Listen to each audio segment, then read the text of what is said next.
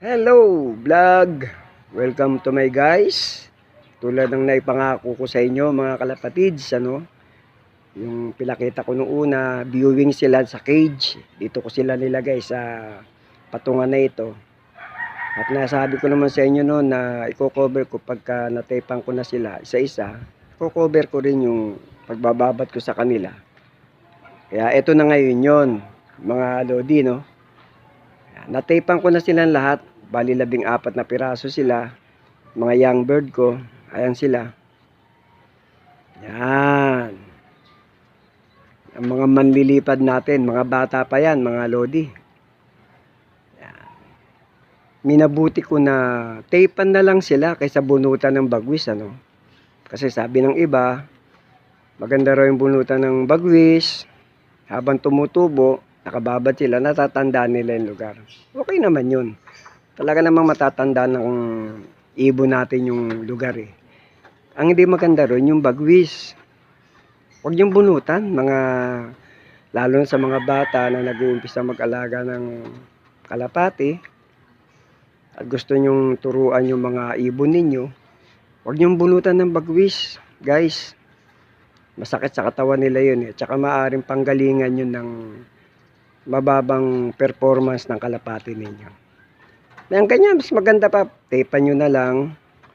O di habang nakatape siya, talagang nasisira ng kaunti yung pakpak. Pero yung natural na proseso ng paglulugon, yun ang maganda. Kaysa bubunutan ninyo. Mainam yung tapean nyo na lang, mga kalapatids yan. Ayan sila. Siguro mga 1 linggo, bababat ko sila dyan sa ibabaw ng kulungan nila. Kasi halos sa kulungan na sila nag-edad eh.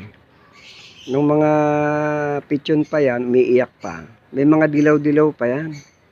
Kaya lang, hindi ko naasikaso. Dahil may nasikaso kong ibang bagay, Pero ngayon, dala ng Karina, bagyong Karina. Kaya tutukan ko sila kasi baha pa sa amin hanggang ngayon, hindi pa makapagtinda. Kaya naharap ko sila, mga lord. Sana maturuan ko ng maayos. Yan. 14 na piraso yan. So mga kalapatids, hanggang dyan na muna. At paalalang kalapatids, sa mga bata. Huwag niyong bubunutan ng bagwis yung mga ibon ninyo. Tapean nyo na lang, mas maganda pa yun. Okay? Yan. So hanggang dito lang mga kalapatids, hanggang sa muli. Pag tinos ko na sila, tinirinig ko na sila, i-cover ko rin yun. Abangan nyo na lang. Sige po, maraming salamat po sa inyong panonood. Hanggang sa muli.